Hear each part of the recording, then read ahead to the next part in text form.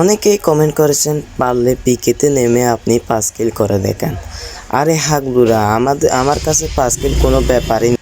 এই যে আমি পিকের উপরে ক্যালেন্ডারের উপরে নেমেছি, এই যে এখন আমি এদিকে টেলিপুটটা ছেড়ে দিই, কেউ কোনো হাগলু যাতে না দেখতে পারে। টেলিপুটটা ছেড়ে দিলাম, এই যে আমি নিচে নেমে গেলাম। এখান থেকে আমি কি গুলি প্রায় দেখি, এই যে আমি প্রথমে পেয়ে গেলাম বিজন। আমার কাছে এত ভালো গুলি নেই, এটা আবার স্ন্যাপার একটা পেয়ে গেলাম। বিজনটা পেলাম, আমি ফেরাবেলটা নিয়ে আমার কিন্তু এখন টেলিপুট শেষ হয়ে যাচ্ছে। আমি উপরে উঠে গেছি। এইখানে দেখি সাইডে একটা উপরে এনিমি, ওই হাগলো, এই যে ডেমিজ একদম ফিনিশ করে দিলাম।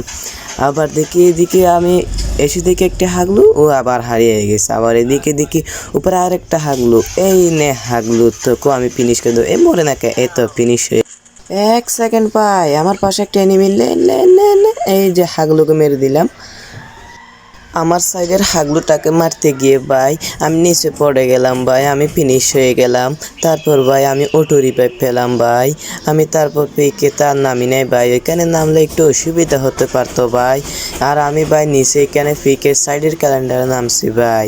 এই যে দেখি এখানে একটা লুট বক্স থেকে লুট করে নিলাম, উপর উঠে গেছি। এই হাগলুটাকে ফিনিশ করতে হবে, মরে না কে। এই যে ফিনিশ করে দিলাম আমি এখন 4 কিল।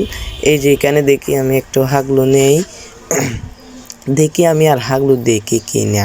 এই যে দেখো এক হাগলু আরেকটা হাগলুকে দৌড়াচ্ছে, ওকে ফিনিশ করতে হবে ভাই, মরে না কে। এই যে গুলওয়াল মেরে দিল, ও একটুর জন্য ফিনিশ হয়ে যেত।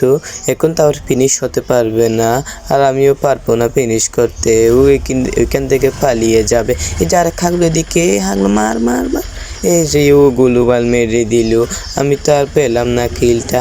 এই যে 1 সেকেন্ড ভাই, এদিকে আরেকটা এনিমি দূর আসতেছে, আমার কিলটা চুরি করে নিছে ভাই, আমাকে মারতেছে ভাই। আমার তো হিল কমে গেছে ভাই।